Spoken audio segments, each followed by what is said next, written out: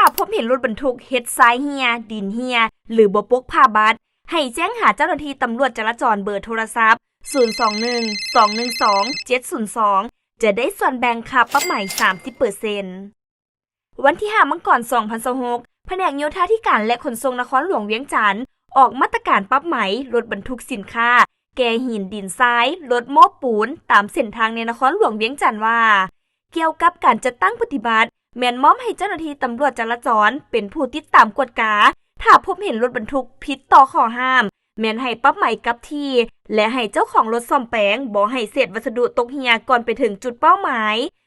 กรณีสังคมและผู้เป็นพลเมืองดีถ้าพบเห็นรถบรรทุกเฮ็ดทรายเหียดินเหียหรือบ่ปกผ้าบัตรและอื่นๆแม่นแจ้งหาเจ้าหน้าที่ตำรวจจราจรเบอร์โทรศัพท์021 212 702 021 212 702แผนกโยธาธิการและขนส่งนครหลวงเวียงจันทน์เบอร์โทรศัพท์020 5851 5741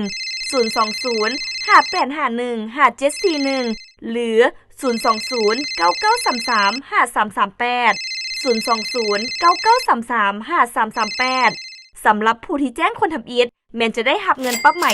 30% ของมูลค่าที่ปรับใหม่ทั้งหมดบรรดาบริษัทสมาคมขนส่งและนำไส้รถบรรทุกหากละเมิดแจ้งการฉบับนี้จะถูกศึกษาอบรมและปรับใหม่ตามดำรัสว่าด้วยมาตรการปรับใหม่ต่อผู้ละเมิดฉบับเลขที่568/ลบลงวันที่19 กันยายน 2021และระเบียบกฎหมายอื่นๆที่เห็นว่าเกี่ยวข้อง